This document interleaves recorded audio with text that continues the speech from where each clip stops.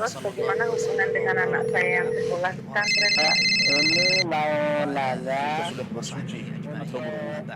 Terima kasih, Kemudian Bapak. bersentuhan dengan wudunya batal. Wudunya batal. Bismillah, Assalamualaikum warahmatullahi wabarakatuh. Alhamdulillah, wassalatu wassalamu ala rasulillah wa ala alihi wa sahbihi wa mawalah amma ba'd. Para pemirsa Fatwa TV dan pendengar radio dimanapun Anda berada, apa kabar semuanya? Dan tentunya kami harapkan para pemirsa selalu dalam keadaan baik, selalu dalam lindungan Allah Subhanahu wa taala. Alhamdulillah, puji syukur atas kehadirat Allah Subhanahu wa taala. Senang sekali kembali kita berjumpa dalam live interaktif Fatwa TV konsultasi keluarga bersama guru kita Ustadz Dr. Syafiq Riza Basalamah Hafizahullahu Ta'ala, yang beliau ini merupakan salah satu anggota dari Dewan Fatwa Perhimpunan Al-Irsyad. Kemudian salat dan salam semoga selalu tercurahkan kepada suri taulan kita Rasul tercinta Nabi Muhammad sallallahu alaihi wasallam, juga kepada keluarga beliau, para sahabat dan orang-orang yang mengikuti beliau dengan baik hingga hari kiamat. Dan alhamdulillah bisa pemateri kita Ustadz sudah hadir bersama kita di studio. Kita sapa beliau terlebih dahulu. Assalamualaikum Ustadz. Waalaikumsalam warahmatullahi wabarakatuh. Gimana kabarnya Ustadz? Sahlan bi khairin wa afiyah. Masya Allah. Jazakumullah khair Ustadz sudah hadir bersama di studio Ustadz ya. Barakallahu fiik. Ya, demikianlah misal alhamdulillah sudah kita tanya beliau dan alhamdulillah beliau dalam keadaan baik ya. Dan insyaallah siap menjawab pertanyaan-pertanyaan yang nantinya akan diajukan, dan kami juga mengajak Anda pemirsa untuk bertanya langsung pada Ustadz dengan menghubungi nomor 0331544687, dan juga kami informasikan bahwa live kita pada kesempatan kali ini juga disiarkan oleh beberapa stasiun radio. Di antaranya ada Radio Binbas, Radio Sahabat Tegal, Radio MD FM Probolinggo, Radio Amuba Pangkal Pinang, Radio Sago FM Sumatera Barat, Radio Al-Hikmah Banyuwangi, Radio Tuah FM Riau, Radio Madinah Caruban, dan Radio Mas FM Sragen. Kami ucapkan jazakumullah khairan atas partisipasinya dalam menyiarkan live interaktif kita pada kesempatan yang berbahagia ini. Dan kembali kami mengajak Anda untuk berpartisipasi, bertanya langsung pada Ustadz dengan menghubungi nomor 0331544687, dan kami harapkan pertanyaan sesuai dengan tema kita pada malam hari ini dan pada kesempatan kali ini, yaitu konsultasi keluarga. Dan sebagaimana biasa kita minta Ustadz untuk menyampaikan beberapa nasihat pembuka Ustadz. Masya Allah. Jazakallah khair. Iya, Barakallahu fiik. Alhamdulillahi alladzi bi ni'matihi tatimmu shalihat.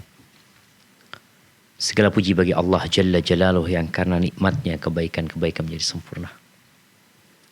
Yang karena rahmatnya kita pun bisa duduk bersama, mendengarkan kajian, menimba ilmu, duduk bersama keluarga. Dan ahibati fillah, di antara banyak nikmat Allah adalah nikmat kita bisa melaksanakan ketaatan kepadanya. Allahumma salli wa sallim ala abdika wa rasulika Sayyidina wa maulana Muhammadin wa ala alihi wa ashabihi ajma'in, amma ba'd. Jamaah rahimakumullah, tatkala kita melihat ayat-ayat Al-Quranul Karim dan hadis-hadis Nabi berbincang tentang keluarga, maka ada satu permasalahan yang selalu ditekankan, yaitu yang berkaitan dengan ketaatan, kepatuhan istri kepada suaminya. Bagaimana Allah Azza wa Jal berfirman, "Fassalihatu qanitatun hafizatun lil ghaibi bima hafizallah." Perempuan yang soleha itu adalah perempuan yang taat, yang patuh sama Allah, patuh sama suaminya. Dan bagaimana Nabi alaihi salatu wassalam ya, ketika menyebutkan betapa mudahnya bagi seorang wanita untuk masuk surga apabila dia sholat yang 5 waktu, puasa di bulan Ramadan, taat sama suaminya. kemudian dia menjaga kehormatan dirinya, akan dikatakan kepada dia silahkan masuk surga dari pintu mana saja yang dia sukai. Bahkan Nabi SAW menekankan, "Lau kuntu amiran ahadan an yasjuda li ahad." Kalau aku memerintahkan seorang untuk sujud buat orang lain, aku akan perintahkan kepada perempuan untuk sujud kepada suaminya. Karena besarnya hak suami. Ternyata jamaah, kepatuhan seorang istri, ketaatan seorang istri kepada suaminya, itu menyebabkan suami sayang sama istrinya. Bahkan hal itu akan mengangkat derajat istri di mata suaminya. Dia akan cinta sama suaminya. Suami akan cinta sama istrinya. Suami akan menghargai istrinya. Bahkan suami mungkin akan menceritakan kepada orang lain, kepada kawan-kawannya tentang bagaimana istrinya. Dan ini akan menjadi sumber kebahagiaan. Maka jangan sampai seorang wanita merasa direndahkan tatkala dia harus taat dan patuh sama suaminya. Enggak. Engkau sedang mengangkat derajatmu.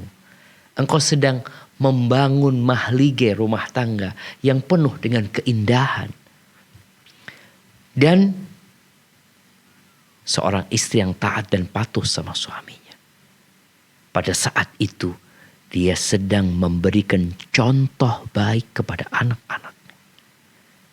Jadi bayangin ya, kalau anak melihat ibunya dipanggil sama bapaknya, ibunya langsung meninggalkan masakannya, meninggalkan sapunya, meninggalkan kesibukannya, dia langsung menuju kepada ayahnya. Apa kira-kira komentar anak-anak? Mereka mungkin gak komentar, tapi mereka akan niru. Dan ini akan menyebabkan anak-anak menjadi anak yang berbakti sama orang tuanya. Dan kelak tatkala mereka menikah, gak perlu dikasih tahu lagi bagaimana sikap seorang istri kepada suaminya. Kenapa? Anak-anak udah belajar dari ibunya. Ibuku tuh kalau dipanggil bapak ditinggalin semuanya. Dan anak-anak pun tadi ketika dipanggil sama emaknya, dipanggil sama ibunya, dia akan tahu ibuku nih kalau dipanggil bapakku langsung datang. Semua ditinggalin. Jadi kepada para wanita,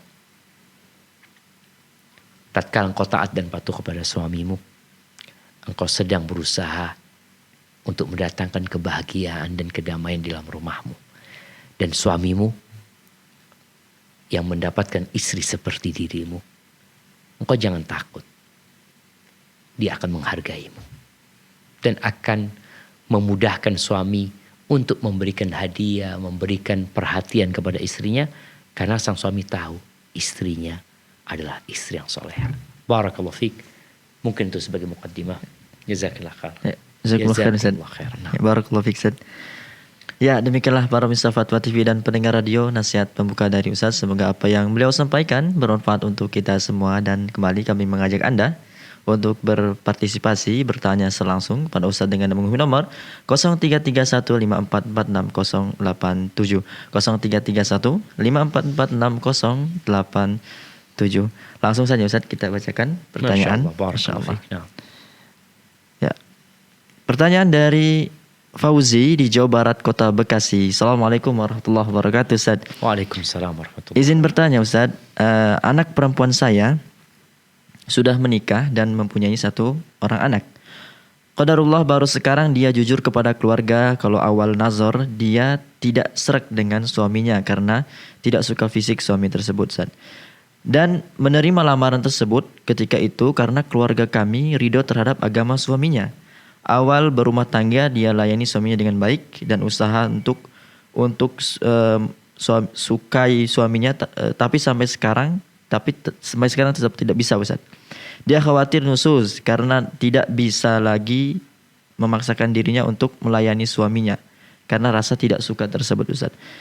Jadi apa yang harus dilakukan anak saya, Ustaz? Masya Allah.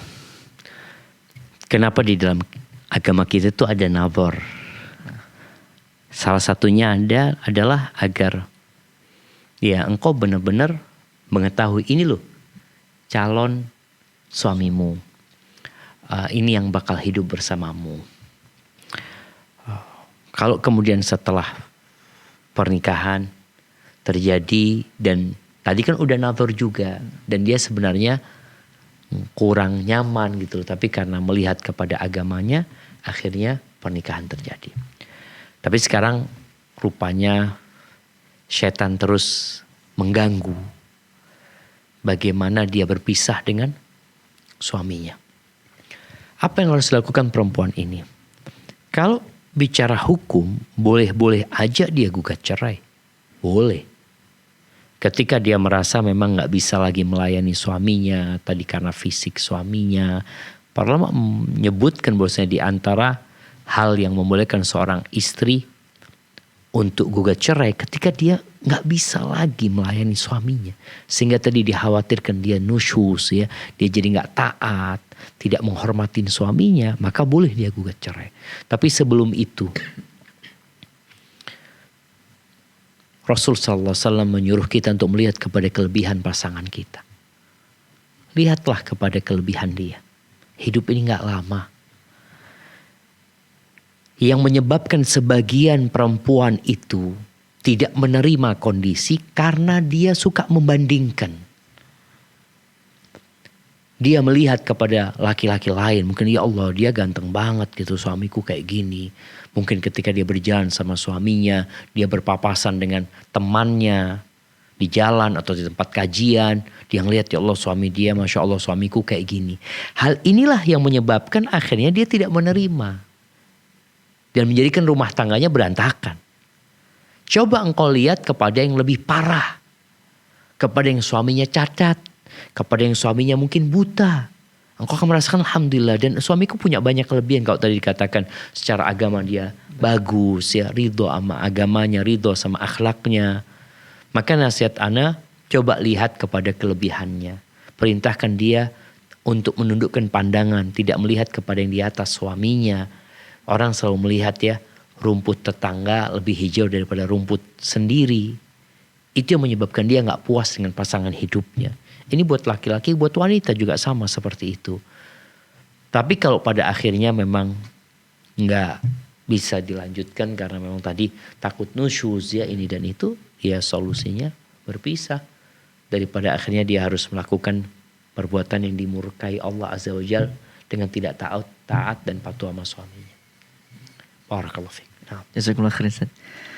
Ya demikianlah kepada Bapak Fauzi di Kota Bekasi. Jazakumullah khairan wa barakallahu fiik atas pertanyaannya Ustaz. Alhamdulillah sudah ada penelpon yang bergabung. Kita sapa terlebih dahulu. Ada Bapak Rahardi di Jakarta. Assalamualaikum warahmatullahi wabarakatuh. Assalamualaikum warahmatullahi wabarakatuh. Ya silakan Bapak. Assalamualaikum Ustaz. Waalaikumsalam warahmatullahi wabarakatuh. Ahlan wa sahlan. Ustaz, ana minta nasihat Ustaz. Ya. Siap. Dan insya Allah akan memasukkan anak-anak di pondok pesantren. Ya. Nah berkenaan hal tersebut dengan maraknya bully dari kakak tingkat terkait hal tersebut. Ya. Anak dan istri agak imbang Ustaz. Nah oleh sebab itu anak mohon nasihat Ustaz. Mungkin itu saja Ustaz. Masya Allah. Barakallahu fiik. Ya. Jazakumullah khairan. Iya. Subhanallah jemaah, membuli ini sudah ada sejak zaman dahulu. Sehingga di dalam Al-Qur'anul Karim di surat Al-Hujurat ya, Allah mengatakan ya ayyuhalladzina amanu la yaskhar qaumun min qaumin asa an yakunu khairan minhum. Wala nisa'un min nisa'in asa an yakunna khairan minhunna. Kata Allah, wahai orang-orang yang beriman, janganlah suatu kaum laki-laki memperolok-olok kaum yang lainnya. Boleh jadi yang diperolok-olok itu lebih baik daripada yang memperolok-olok. Begitu pula jangan sampai para wanita memperolok-olok wanita lainnya. Boleh jadi yang diperolok-olok, yang dibully itu lebih baik daripada yang membuli. Iya. Ketika anak di pesantren, Ana merasakan bully membuli itu banyak terjadi. Tapi generasi kita dulu itu boleh disebut berbeda dengan generasi sekarang yang lebih banyak hidup menyendiri. Hidup dengan handphonenya, sibuk dengan gadget dia, sehingga dia nggak terbiasa dengan dibully tadi. Apa yang harus dilakukan orang tua sekarang? Ketika dia punya anak yang ingin dimasukkan ke pesantren. Sebenarnya kalau bicara bully membuli ini bukan hanya di pesantren, di sekolah umum pun terjadi. Dipersiapkan anak itu. Rasulullah SAW mengatakan, "Alladhi yukhalitun nas wa yasbir ala adahum khairun min alladhi la yukhalitun nas wa la yasbir ala adahum." Orang yang berbaur dengan manusia dan sabar disakiti mereka, itu lebih baik daripada yang tidak berbaur dengan masyarakat dan dia nggak sabar disakiti sama mereka. Jadi anak rasa yang pertama perlu memilih pesantren yang memiliki pengawasan ketat kepada anak-anak itu. Baik di kamar nantinya atau di kelas. Kemudian pilih pesantren yang ada pesantren yang Masya Allah ya, lengkap CCTV di mana sehingga paling tidak itu akan membuat anak-anak jadi takut gitu lah. Terawasi. Karena orang kalau merasa diawasi kan yang mau berbuat jahat jadi nggak jadi tuh. Karena dia merasa aku diawasin nih. Mungkin seperti itu. Yang ketiga, anak ini dipersiapkan. Wallah jamaah. Di masa anak pesantren waktu itu. Namanya bully membuli ini kejam sekali pada waktu itu. Tapi memang generasinya pada waktu itu beda. Ada yang akhirnya gak kuat. Akhirnya keluar dari pesantren ya. Macem-macem lah kondisinya. Maka para orang tua paling tidak siapkan kepada anak. Bagaimana kalau dia dibully? Apa yang harus dia lakukan? Kemudian bagaimana tatkala dia di pesantren diarahkan. Karena kan ada musyrifnya. Setiap kamar tuh ada musyrifnya. Diarahkan dengan siapa dia berkawan. Milih kawan.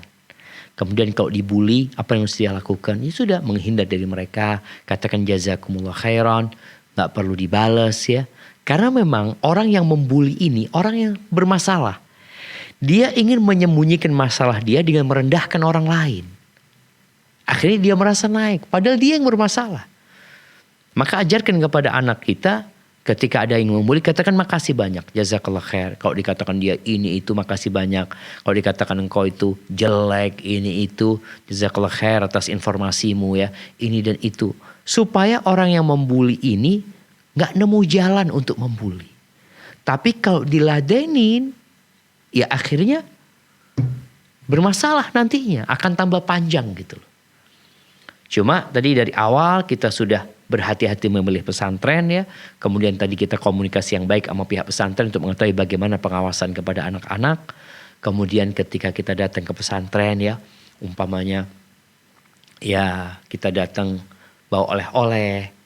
Tanya sama anak kita, mana kawan-kawanmu, panggil semua gitu loh. Ayah traktir lah ini itu. Sehingga paling tidak terjadi hubungan yang baik sehingga mereka saling menghargai insya Allah. Sama orang tua berdoa. Karena wallahi jamaah ketika kita, ana punya 4 anak di pesantren nih. Ana bisa apa? Setelah ana lakukan semua usaha, dari awal kita harus berdoa memohon kepada Allah supaya Allah jaga.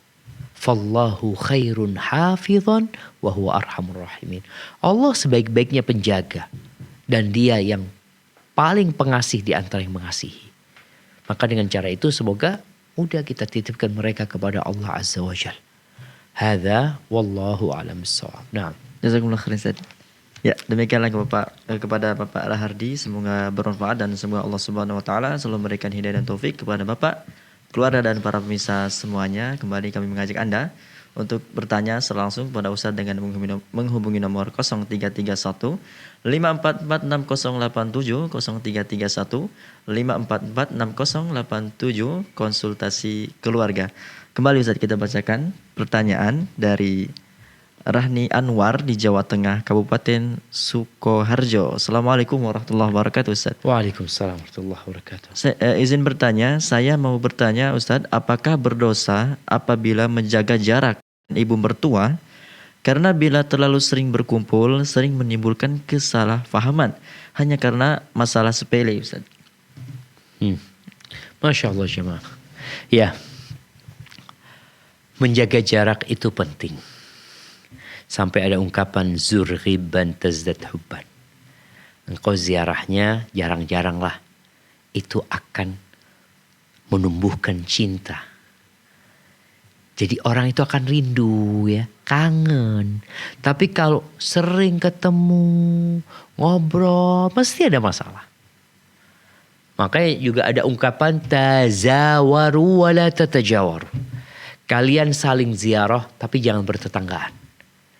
Jadi itu kita lihat bagaimana dua orang ya, yang berkawan, yang bersahabat itu rindu, yang satu tinggal di mungkin 10 kilo dari rumahnya. Jadi kalau ketemu itu bahagia banget gitu loh. Tapi kalau bertetanggaan bisa jadi akan menimbulkan keributan. Jadi kalau pertanyaannya bolehkah jaga jarak? Boleh, boleh aja. Nggak ada masalah. Apalagi jaga jarak untuk menjaga hati. Menjaga jarak untuk mengurangi timbulnya masalah. Tapi tetap engkau berusaha untuk menyampaikan kepada suamimu agar terus berbakti kepada ibunya. Jadi kalau suami berangkat ke rumah orang tuanya, istri nggak harus selalu ikut. Enggak. Boleh jadi ketika suami berangkat ke rumah orang tuanya, mungkin orang tuanya ada hal pribadi yang ingin disampaikan kepada putranya, ini itu ya istri nggak harus ikut sudah. Jadi jangan selalu aku mau ikut, enggak sudah, engkau tinggal di rumah. Nanti sesekali ikut bang ya, ikut bismillah. Ini demi menjaga. Tadi karena biasanya orang kalau sering ketemu bosan. Yang nggak masalah jadi masalah akhirnya. Tapi kalau jarang ketemu jadi rindu insyaallah. Barakallahu fikum. Jazakumullah khairan, Ustaz. Ya demikianlah, semoga bermanfaat dan semoga Allah Subhanahu wa taala selalu memberikan hidayah dan taufik kepada Rahni Anwar, keluarga dan para pemirsa semuanya. Dan alhamdulillah sudah ada penelpon yang bergabung, Ustaz. Ada Bu Mistiati di Jambi. Assalamualaikum warahmatullahi wabarakatuh. Waalaikumsalam warahmatullahi wabarakatuh. Ya, silakan Ibu. Ya, saya mau bertanya Pak Ustadz. Siap. Kalau misalnya suami saya tuh menengok itu olahraga poli itu pakaiannya tuh ketat itu kan, singlet itu dia tuh hobi. Voli laki apa voli perempuan Ibu? Poli perempuan. Tuh, ya. Pakaiannya tuh singlet itu ya. Kita baca itulah namanya yo orangnya luar negeri, Taiwan, Hong Kong tuh nah. Siap. Kalau menurut syariat Islam tuh gimana? Masya Allah. Boleh apa tidak? Iya. Barakallahu Cukup, Ibu. fikum. Terima kasih. Assalamualaikum warahmatullahi wabarakatuh. Waalaikumsalam warahmatullahi Salam. wabarakatuh. Gimana, Ustaz? Antum nonton nggak voli? Enggak. No, Ana nonton voli, tapi yang laki yang iya. main gitulah. Main di Mahasiswa sini. pada main gitu kan. Seperti itu. Jadi saya pertanyaan Ibu ini mewakili banyak perempuan ya. Banyak perempuan. Bukan hanya voli Ibu. Apapun olahraga di situ ada wanita yang tidak menutup auratnya atau menutup auratnya tapi dapat menimbulkan fitnah. Allah Azza wa Jalla mengatakan wa qul lil mu'minin yaghuddu min absarihim. Katakan kepada orang-orang beriman mereka menundukkan pandangan mereka. Jadi kalau ada perempuan lewat, ya kita tundukkan pandangan. Nah, kira-kira kalau yang ditonton voli, gimana dia menundukkan pandangannya? Ya udah dari awal sampai terakhir dia cuma dengerin apa? Suaranya. Suaranya. Oh iya masuk nilainya. Karena memang tuh perempuan tadi dikatakan oleh Ibu, perempuan itu pakai baju ketat ya, seperti itu. Dan memang sebagian membuat perempuan itu dengan pakaian itu supaya banyak yang nonton. Coba pakai daster umpamanya kan. Mungkin yang nonton jadi sedikit gitu. Maka kalau bicara hukum agama, Azza wa Jal menyuruh laki-laki yang beriman. Yang gak beriman beda. Wa qul lil mu'min yaghuddu min absarihim. Untuk menundukkan pandangan mereka. Wa yahfadhu furujahum. Dan menjaga kemaluan mereka. Karena sejatinya kalau bicara zina itu dari mata.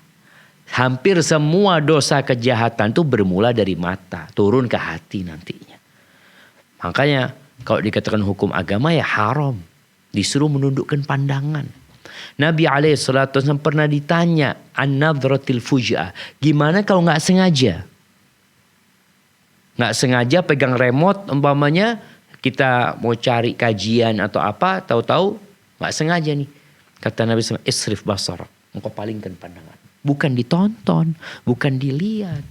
Loh, tapi anak kan suka lihat voli ini itu. Ada mungkin voli laki-laki. Bukan voli perempuan yang ditonton. Kalau bicara, jadi kadang-kadang bukan suka volinya, tapi suka sama pemainnya. Maka itu hukum agama dan subhanallah jamaah. Orang itu kalau nggak menundukkan pandangan, dia akan menderita. Dia akan melihat kepada istrinya, istriku kok nggak seperti itu. Mulai godaan setan itu. Yang menyebabkan dia akhirnya akan berzina. Dan zina itu ada zina mata, ada zina tangan ya. Dan ada zina kemaluan. Barakallahu fikum seperti itu. Jazakumullah khairan Ustaz. Ya, demikianlah kepada Ibu Mistiati di Jambi. Jazakallah khairan wa barakallahu fik atas pertanyaannya. Dan kembali Ustaz kita angkat penelpon yang sudah bergabung. Ada Ibu Nesti di Aceh. Assalamualaikum warahmatullahi wabarakatuh, Bu Nesti. Waalaikumsalam. Ya, silakan Ibu. Assalamualaikum Ustaz. Waalaikumsalam warahmatullahi wabarakatuh. Ustaz, saya mau bertanya.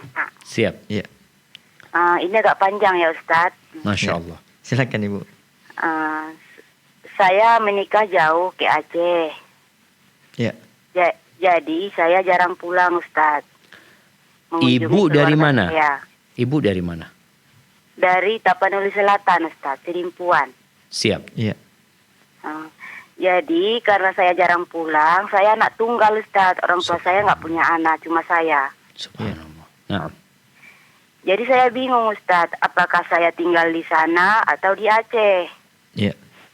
Saya tanya sama suami saya jawab, kalian boleh pulang dulu ke sana, tapi suami saya tinggal di Aceh. Ya. Nah. Jadi kalau saya tinggal di kampung, suami saya di Aceh jauh-jauh kan Ustaz. Betul. Ya. Betul. Jadi saya nggak tahu ngambil keputusan apa Ustaz. Ya. Udah berapa tahun seperti ini Ibu? 10 tahun menikah baru 2 kali pulang. Masya Allah. Masya Allah. Nah. Jadi Orang tua hidup sama siapa ya? di sana? Orang tua hidup sama siapa? Orang tua masih hidup berdua. Alhamdulillah. Saudara dari ayah memang semuanya di sana. Cuman orang tua udah tua ya Ustaz. Nah. Kalau saya lihat udah butuh kami gitu untuk Ya. kawan mereka di sana. Masya Allah. Masya Allah. Tapi suami belum mau pulang ke sana. Mungkin keadaan ekonomi di sana pun nggak bisa juga menjamin Ustaz. Siap. Siap Ibu. Cuman kalau jauh-jauh saya mikir juga Ustaz. Anak-anak sama saya di kampung, beliaunya tinggal di sini gitu. Betul. Ya. Itu 10 tahun cuma 2 kali pulang. Iya. Nah. Ya. Siap Ibu. Jadi solusi apa yang saya Seperti apa ambil solusinya? Ustaz? Ya. Masya Allah. Barakallahu Ya, fiik. cukup Ibu. Iya. Ya, jazakallah khairan. Nah. Masya Allah ya. Ya. Ahibati fillah. Kewajiban berbakti kepada orang tua itu kewajiban semua anak. Baik itu anak laki-laki ataupun anak perempuan. Allah Azza wa Jalla mengatakan wasainal insana biwalidayhi ihsana. Kami wasiatkan kepada manusia agar berbuat baik kepada kedua orang tua. Itu perintah Allah Azza wa Jalla. Ketika anak laki-laki perempuan ini belum menikah, maka mereka memiliki kewajiban yang sama. Karena memang ya ada di rumah itu mereka. Atau kalau salah satu mungkin merantau atau gimana, tapi selama mereka belum menikah, ya sama kewajiban mereka. Namun tatkala seorang wanita menikah, di sini ada serah terima. Itu anak perempuan yang awalnya menjadi tanggungan bapak ibunya, kemudian diserahkan kepada calon suaminya. Dan calon suaminya mengatakan qabiltu nikahaha wa tazwijaha mahril madhkur. Jadi ada peralihan tanggung jawab. Oleh karena itu Nabi SAW ketika ada seorang perempuan curhat sama Nabi SAW, selesai urusan dia, Nabi bertanya kepada perempuan ini, "Adzatu zaujin anti?" Apakah engkau punya suami? Qalat na'am. Iya, aku punya suami. Maka Nabi mengatakan kepada dia alaihi salatu wassalam, "Unzuri aina anti minhu fa innama huwa jannatuki au naruki." Engkau lihat bagaimana sikapmu kepada dia, karena sesungguhnya dia itu surgamu atau nerakamu. Jadi ini perempuan ada peralihan. Sehingga kewajiban berbakti anak perempuan itu terbatas. Karena dia punya suami. Dan bapak ibunya dan bapaknya utamanya sudah menyerahkan dia kepada laki-laki tersebut. Sehingga dia ikut sama suaminya. Seperti tadi disebutkan oleh penanya, dia ikut suaminya. Betul seperti itu. Karena suaminya minta dia ikut sama dia. Terus apa yang didapatkan orang tua kalau punya anak perempuan? Kita lihat sebagian orang tua gak punya anak. Ini suami istri menikah gak punya anak. Terus siapa yang merawat mereka tatkala mereka tua? Maka jadilah orang-orang yang bertakwa kepada Allah Azza wa Jalla. Allah akan menjaga. Boleh jadi ada keponakan ya, yang akan hidup bersama mereka. Boleh jadi ada kawan, ada tetangga, atau Allah berikan kelebihan rizki kepada dia. Sehingga ada pembantu mungkin yang merawat ketika mereka sudah tua. Jadi kadang-kala ada pertanyaan, orang tua, kalau anak saya perempuan semua dibawa sama suaminya, terus saya tua nanti sama siapa? Atau tadi ketika nggak punya anak sama siapa? Ya udah, ini ujian hidup. Hidup ini ujian. Sehingga kita bersabar menjalani kehidupan ini. Jadilah orang yang baik. Jadilah orang yang selalu dekat sama Allah Azza wa Jalla. Allah akan jaga. Kemudian ahibati fillah, yang punya anak perempuan beda sama yang punya anak laki. Makanya yang punya anak perempuan 2 ya 3 atau lebih dari itu, yang dia rawat, yang dia besarkan, yang dia didik, tuh anak-anak perempuan, apalagi dia nikahkan tadi, itu anak-anak perempuan akan menjadi penyelamat orang tuanya dari api neraka. Anak laki nggak kayak gitu, nggak ada keutamaan itu. Kenapa? Karena memang orang tua tatkala punya anak perempuan, seakan-akan hasil usaha dia itu sia-sia. Kenapa? Ya itu dibawa sama suaminya. Ana nyekolahkan anak ana sampai jadi dokter. Ya habis gitu dibawa sama suaminya. Engkau beriman gak kehidupan ini sebentar? Engkau beriman gak bahwasanya akan ada hari kebangkitan? Maka disitulah seorang yakin. Atau orang yang yakin dengan janji Allah Azza wa Jalla, hidupnya akan tenang. Tapi kembali kepada pertanyaan ibu tadi. Apa solusinya sekarang? Ya, ketika engkau harus ikut sama suami, kemudian dikatakan tadi harus membesarkan anak-anak, dan engkau punya banyak keterbatasan karena jaraknya jauh ya, dan suami juga bukan orang yang punya kelebihan rizki sehingga bisa sering berkunjung ke tempat orang tuamu, maka mungkin engkau berpikir sekarang bagaimana ada orang yang mendampingi orang tua. Kalau tadi dikatakan mungkin hidup dengan saudara-saudara bapak ya, mungkin ada keponakan, mungkin boleh jadi kita kirim uang untuk pembantu yang melayani orang tua kita, itu termasuk bentuk kebaktian kepada orang tua. Baik, ada solusi lain ya, solusi lain yang mungkin juga nggak jadi solusi karena memang jaraknya jauh ya. Kadang-kadang ada seorang wanita kayaknya anak mau pulang. Ana mau, suami tadi nggak mau karena memang bicara secara ekonomi mungkin dia punya kerjaan di kota itu. Nggak salah suami. Kalau ada wanita yang memaksa, ya udah nggak ada masalah. Suami memberikan izin, silahkan ibu pulang. Ketika suami memberikan izin. Tapi ibu sendiri kan tadi takut kalau harus jauh-jauhan, Ustaz nggak tahu kapan ketemu lagi sama suami. Boleh jadi 1-2 tahun lagi. Dalam 10 tahun baru 2 kali pulang gitu ya. Jadi intinya kalau suami mengizinkan sebenarnya nggak ada masalah. Tapi kan takut berdampak kepada rumah tangga mereka. Hadza wallahu a'lam bissawab. Nah. Jazakumullah khairan Ustaz. Ya, demikianlah kepada Ibu Nesti, semoga Allah Subhanahu wa taala memudahkan urusan ibu, keluarga dan para pemirsa semuanya. Dan kembali kita angkat Ustaz penelpon dari Ummu Dimas di Batam. Assalamualaikum warahmatullahi wabarakatuh. Waalaikumsalam warahmatullahi wabarakatuh. Ya, Ustaz. silakan. Umu Dimas. Ya, Silakan pertanyaannya. ya, Masya Allah. Masya Allah, Masya Allah. Saya sempat bertanya langsung dengan Ustadz. Ahlan wa Ya, sahlan. Safri bahasa lama. Barakallahu fi. Allah, Ahlan wa Semoga sahlan. Ustaz, Tafadhali Ummu Dimas. keluarga dan semuanya kru. TV Fatwa dilimpahkan rahmat hidayah, kebaikan, keselamatan di dunia dan di akhirat. Amin. Amin. Amin. Dan diberi kesehatan, panjang umur. Amin. Saya sampai cucu saya sempat melihat Ustadz. Masya Allah. Amin. Yang Ustadz adakan. Amin. Dapat Amin. ilmu dari Ustadz. Amin. Jazakallah Ini, khair, Ustaz, Bu. Naam, tafadhali ini- Ummu Dimas. Saya mau bertanya, tadi Ustadz ada membicarakan mengenai seorang suami yang kadang mau ketemu dengan mertuanya, sama ibunya, orang tuanya, istrinya sebaiknya jarang-jarang ikutlah gitu, Ustadz. Siap. Tapi Ya. bagaimana pula kalau seorang suami sering mengajak istrinya, sementara istrinya tuh memang seperti yang Ustadz bilang juga bahwa istrinya tuh menjaga jarak.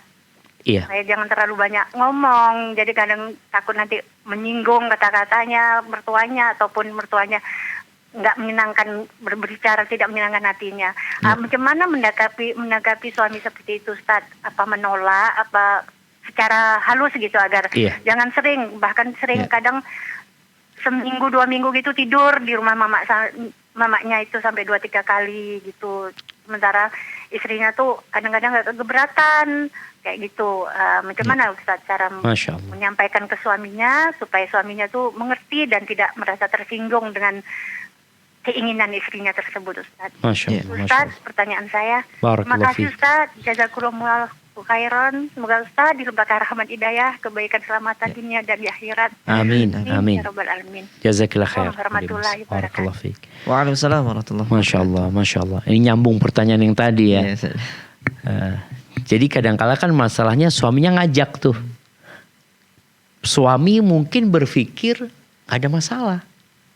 Baik-baik aja gitu loh. Tapi kan kadang-kala istri gak pernah ngomong gitu. Bahwasanya dia itu sebenarnya ada gesekan sama ibu mertua.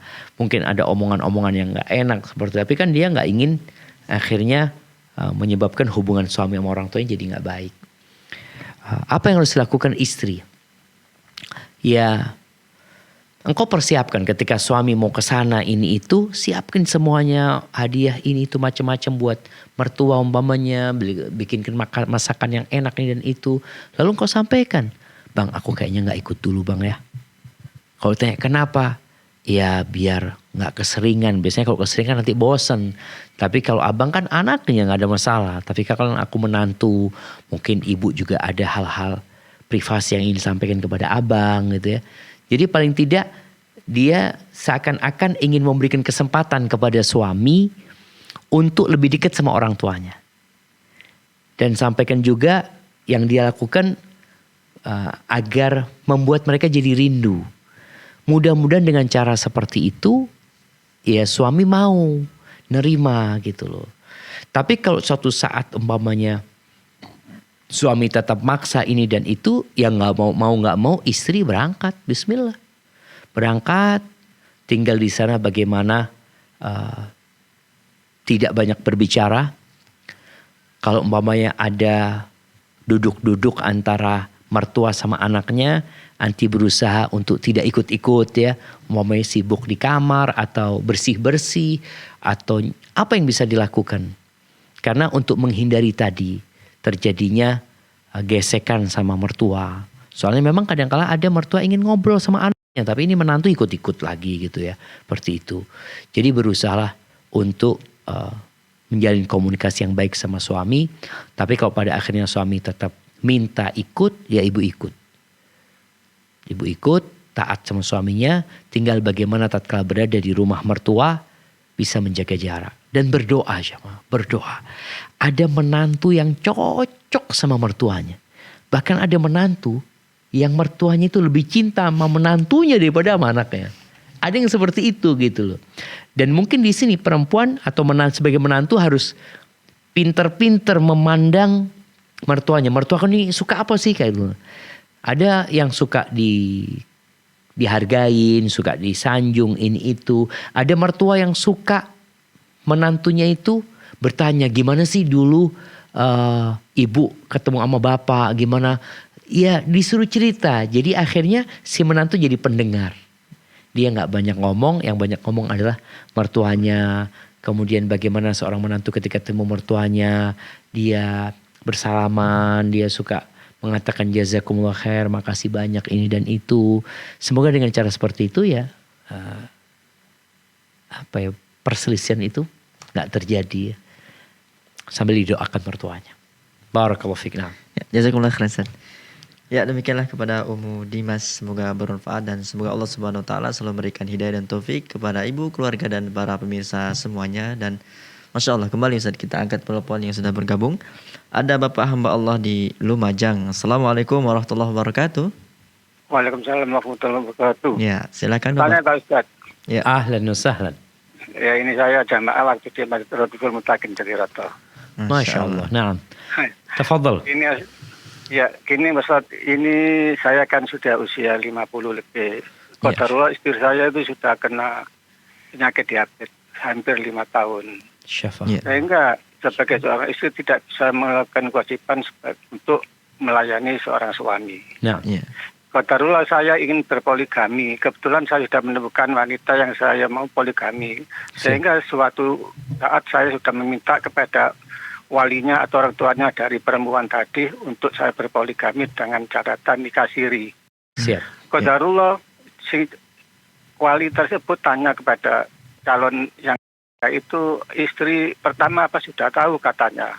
Ya. Dijawab sama calon tadi itu, oh belum tahu, nggak ngasih tahu kepada istri yang pertama. Qadarullah saya enggak, saat itu pula sebagai wali tidak mau menikahkan seorang anak yang mau dipoligami tersebut. Nah dengan cara ini apakah dari perempuan tadi punya adik dan kakak laki-laki? Seorang wali yang orang tuanya yang mau menikahkan anaknya sebagai wali, apa boleh anak atau kakak adik laki-laki tersebut sebagai walinya untuk menggantikan ayahnya yang nggak mau menikahkan tersebut? Ya. Iya. Ya. Ya, Assalamualaikum cukup, warahmatullahi wabarakatuh. Saya khairan. Waalaikumsalam warahmatullahi wabarakatuh. Iyyakum. Iya, Masya Allah jemaah. Ini masalah nih ya. Jadi sebenarnya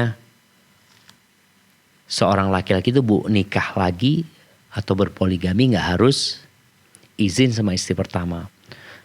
Kecuali tatkala mau dicatat ya dalam catatan pemerintah, catatan pernikahan itu harus ada izin dari istri pertama. Boleh jadi suaminya ini takut menyakiti hati istrinya. Sedangkan dia punya kebutuhan tadi. Istrinya tidak bisa melayani. Dia nggak ingin dalam kondisi sakit itu istrinya akhirnya semakin sakit tatkala tahu suaminya berpoligami. Jadi kadang-kadang ada hikmah sebenarnya dengan dia tidak memberitahukan kepada istrinya supaya istrinya tidak tambah sakit. Itu sebenarnya nggak ada masalah ya. Tapi kalau secara hukum pemerintah kan jelasnya nggak boleh yang seperti itu. Baik, pertanyaan Bapak tadi bagaimana kalau bapak dari calon istrinya itu tidak mau menikahkan? Pertanyaannya kenapa tidak mau menikahkan? Jadi sebenarnya seorang ayah itu berpikir panjang. Boleh jadi dia berpikir dia nggak mau jadi masalah nantinya. Dia nggak mau akhirnya anak perempuannya ini dituduh pelakor gitu loh. Yang itu akan mungkin membawa nama keluarga jadi buruk. Jadi yang dilakukan orang tua itu boleh jadi ada pertimbangan itu. Nah, tinggal sekarang kalau bicara bolehkah perwalian itu dipindah? Kalau memindahkan perwalian itu di dalam agama ada ketentuannya. Kalau di negeri kita umpamanya dia datang ke pengadilan agama. Di pengadilan agama itu ada namanya firm waliul adl. Wali yang menghalangi putrinya untuk menikah. Jadi perlu dipastikan alasan dia menghalangi itu apa. Jadi nggak bisa otomatis pindah gitu loh. Kalau tadi dikatakan boleh nggak pindah sama anaknya perwaliannya. Kan dia punya kakak mamanya seperti itu. Ketika pindahnya itu tanpa tadi pengadilan umpamanya. Yang ditakutkan yang akan terjadi malah anak sama orang tua jadi berantem. Orang tuanya marah sama anaknya, berani-beraninya engkau seperti itu sama ayah ya. Jadi ana rasa buat bapak yang bertanya itu, kalau memang benar ya apa yang dikatakan tadi, cuma karena masalahnya kan ini mau nikah siri, jadi nggak bisa berangkat ke pengadilan agama. Jadi wallahu a'lam bishawab bagaimana solusinya. Cuma mungkin ana bisa berikan saran bagaimana tadi kakak-kakaknya atau adik dari perempuan tersebut datang jumpain bapaknya. Sampaikan kepada bapaknya, jalin komunikasi yang baik. Bukan si calon suaminya. Kalau calon suaminya kan akhirnya kelihatan dia ngebet banget gitu. Dan buat bapak juga, kalau nanti pada akhirnya walinya tidak mau menikahkan, nasihat ana cari perempuan lain. Cari perempuan lain. Alhamdulillah banyak perempuan. Gak harus engkau nikah dengan perempuan ini. Kalau kondisinya tadi walinya tidak mau menikahkan. Dan alhamdulillah insya Allah banyak wanita lainnya yang bisa dinikahin sama bapak dan mau dengan kondisi yang ada. Hadza wallahu a'lam bissawab. Jazakumullah khairan Ustaz. Ya, demikianlah kepada Bapak hamba Allah, semoga bermanfaat dan semoga Allah Subhanahu wa taala memudahkan segala urusan Bapak, keluarga dan para pemirsa semuanya. Dari para pemirsa Fatwa TV dan pendengar radio yang semoga Allah Subhanahu wa taala selalu memberikan hidayah dan taufik. Kembali kami mengajak Anda untuk bertanya langsung kepada Ustadz dengan menghubungi nomor 0331 544 6087 konsultasi keluarga.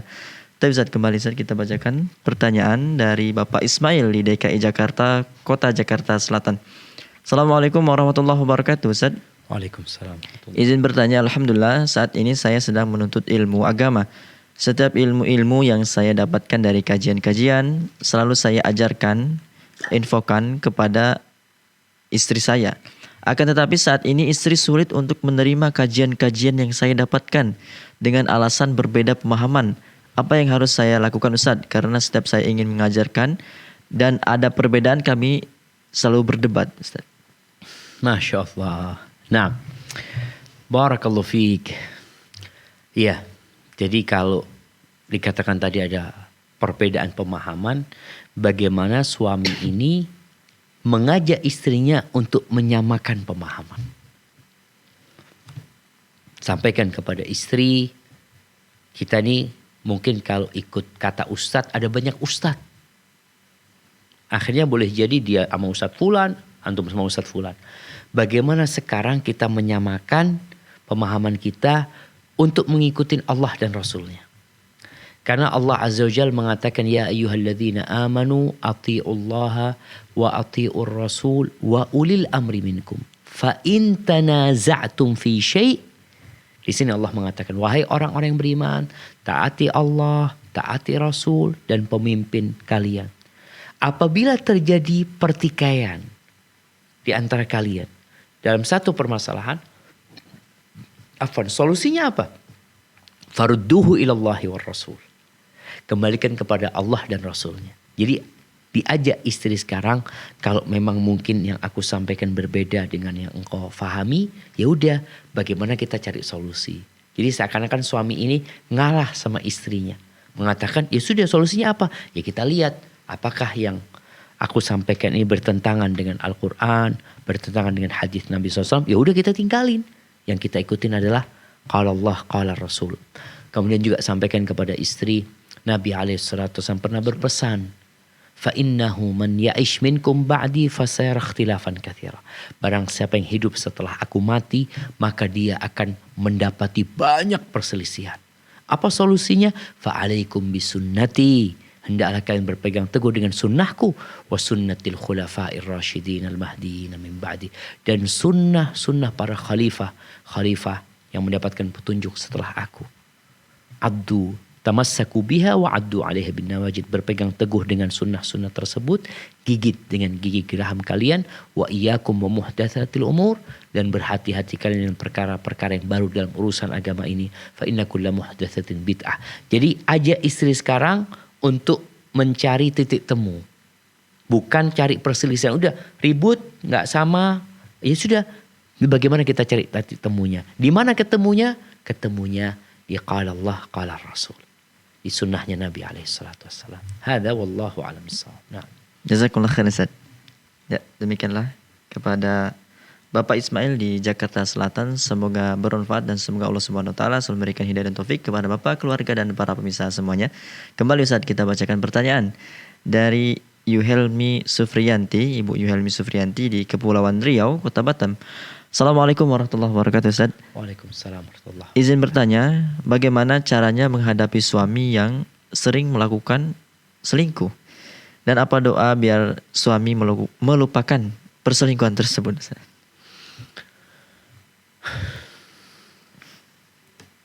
Bagaimana cara menghadapi suami sering seling?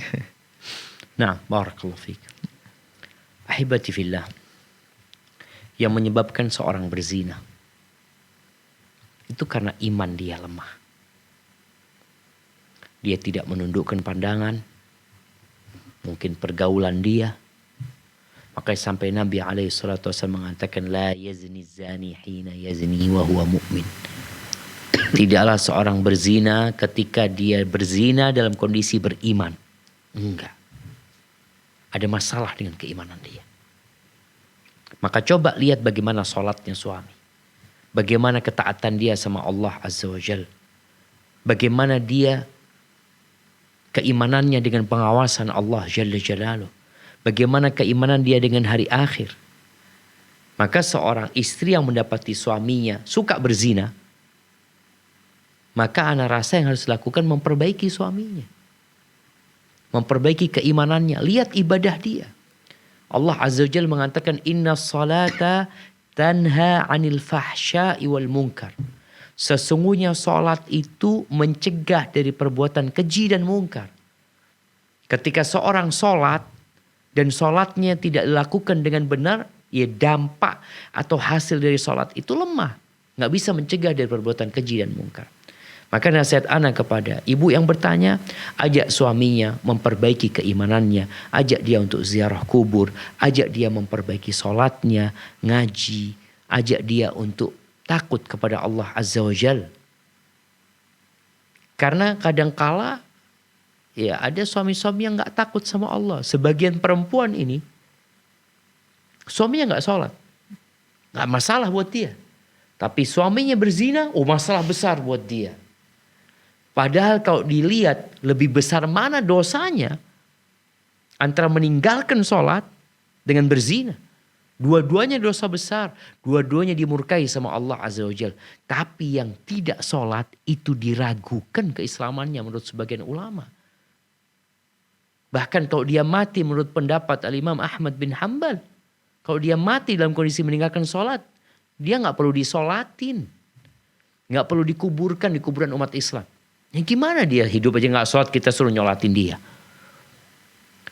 Maka tolong perbaiki keimanan dia. Perbaiki ibadahnya, insya Allah yang lainnya akan ikut baik. Tapi kalau engkau fokus bagaimana suami supaya gak berzina, tapi ibadah dan ketaatan gak dilakukan, agar masalah sama istri. Terus kalau nanti suami terus berzina dan tidak bertakwa kepada Allah Azza wa Jal, engkau harus serius. Gak main-main. Engkau kasih nasihat kepada suamimu. Kalau dia tetap melakukan perzinaan, engkau punya hak gugat cerai. Gimana engkau hidup dengan seorang pezina? Kalau dikatakan sering berzina dia. Engkau mau hidup.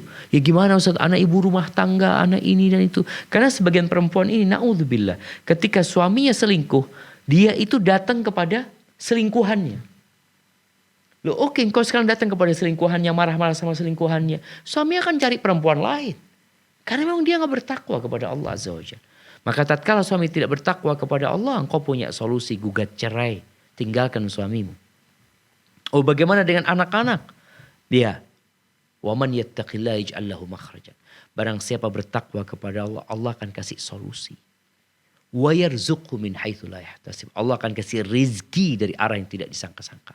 وَمَنْ يَتَوَكَّلْ عَلَى اللَّهِ فَهُوَ حَسْبُهُ. Barang siapa yang bergantung sama Allah, bertawakal kepada Allah, Allah akan mencukupinya.